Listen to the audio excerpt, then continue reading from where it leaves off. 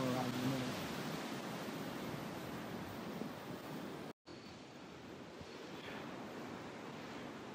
Hey there. Hello.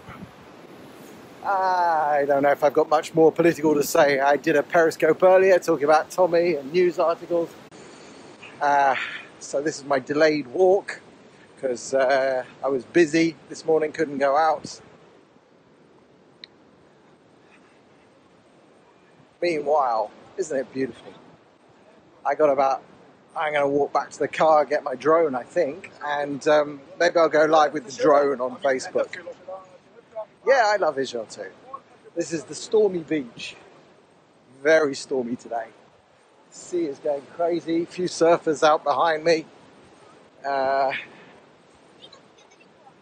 And, you know, even when winter rolls around, it's still 24, 23 degrees at the moment. Actually, it hasn't got cold, even remotely. We didn't get nearly as much rain as we need last night. Hopefully we'll get more today, tonight.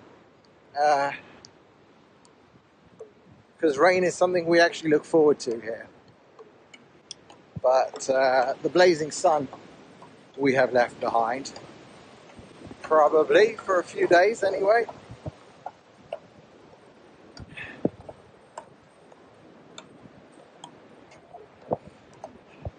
That is the inevitable sound of the mat cot.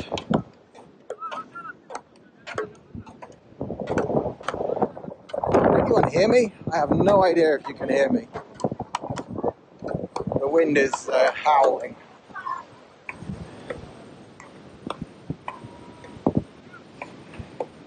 Wow, impressive. iPhone never fails to amaze me. So we'll walk like this a little bit. Good God. And what else?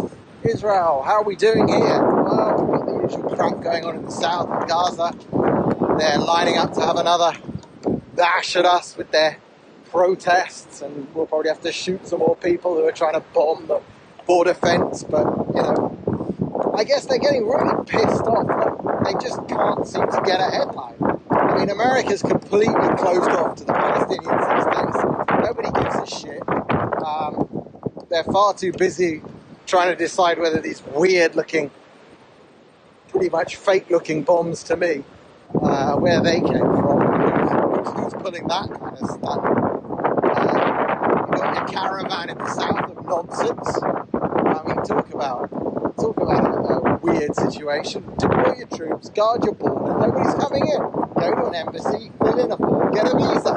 That's how normal people enter countries, not as 5,000 people storming a southern border. No, I mean, it's a nonsense. Encouraging that kind of thing for the Democrats, it just seems totally weird. I don't think the country's with them on that. But here in Israel, we've got mayoral elections coming up, but that's the local stuff. In fact, that's the politics that people care about here more. I'll be totally honest. The entire Palestinian issue is on the back burner here because we just know it's not really solvable by us. The other side has got to change dramatically before there can be any kind of a solution. So we just put it out of our minds and get on with life. And life means living, coming to the beach, flying little helicopters across the sky. You know, it's Friday, so religious families come to the beach. Not that the beach is like the world's best place today, but this is how it goes here. It's a pretty normal place most of the time. I mean, normal. I didn't grow up next to the sea, so for me to be able to leave my house, drive for 10 minutes and then park and go for a walk along the beach with the sea and the unbelievable sky behind me, that's a big deal for me. It's one of the reasons I moved here. I moved for negative reasons, which is that I didn't think the UK was a great place for my kids anymore, but I moved for a ton more positive reasons. And the positive reasons are, I think, quality of life. Now, financially it sucks here. It's hard to make a living, it's hard to get by. Business is tough, people try to screw you. Customer service, whilst better than 10 years ago, sucks. But you get along with all of that because I'm in the right place. I feel comfortable here. I feel Jewish without being massively overly Jewish. I can be Jewish. I can just feel I can feel the tempo of life slow down on a Friday afternoon because we're heading into Shabbat tonight. That's something you don't feel in England because Friday night is not the same in England as it is here. Yeah, I'm definitely not in London right now, as you can tell. Yeah, I'm Brian of London. The name comes, by the way, I started writing and blogging about Islam back in about 2002, 2003. And I needed a pen name because I was working on big government contracts as a management consultant. And had I written or said anything about Islam the way I was back then and now, I would have been fired at the least and a target at the worst. So I came up with this pen name, Brian of London. And it stuck. And there's no point changing it.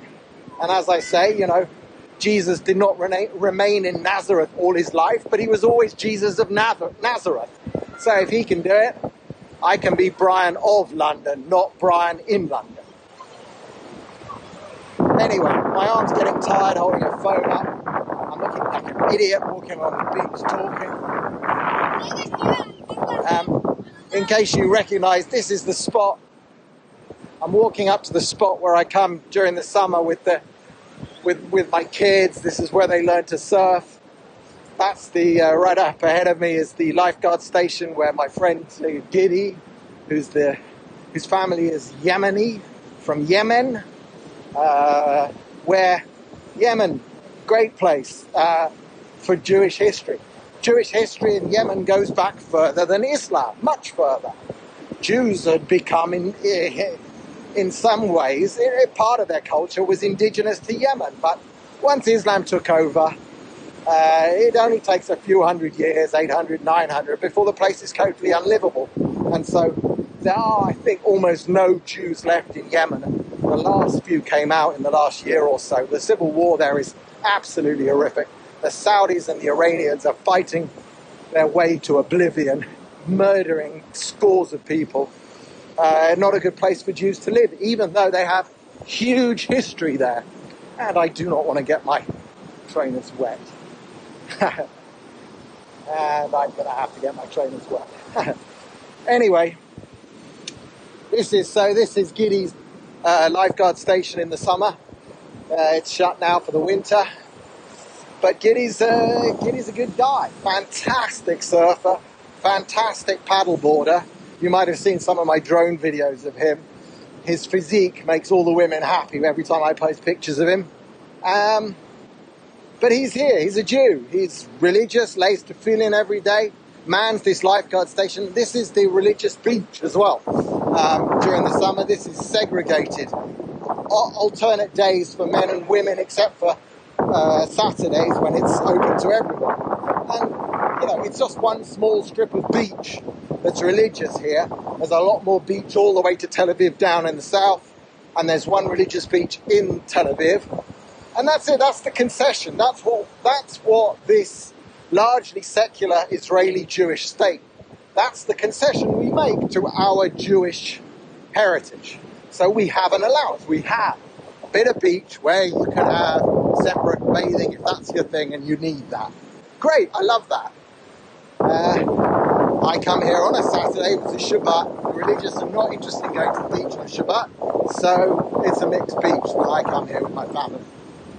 Perfect. Everything works out. Nobody's telling anybody what to do, and when they are, we have fights over whether they can work on the railways at the weekends and all that kind of stuff. But that's because it's our place to have those fights. We're not imposing our rules on anyone else anywhere in the world. That's the reason why we needed a Jewish home, a Zionist Jewish home. And that's what we've got. No particular plans to make it that much bigger as far as I can tell. We don't really want Jordan again. Should be ours, but they're welcome to it. We don't really want Syria or Lebanon. As long as they're not throwing stuff from us, we won't bother them. But as soon as they bomb us, they'll get bombed back to the Stone Age, or whatever came before the Stone Age, I hope. Anyway, enough. I'm getting tired. Yeah, the Palestinians are straight on Fridays, every Friday it seems, every Friday after prayers in the mosque, buses arrive, bus them straight to the border for their inevitable, ridiculous, suicidal protests. Alright, enough, I'm tired. Speak to you all soon. Keep your eye on Facebook, maybe I'll go live there with a drone bit for when I'm done. Bye, Brian of London here.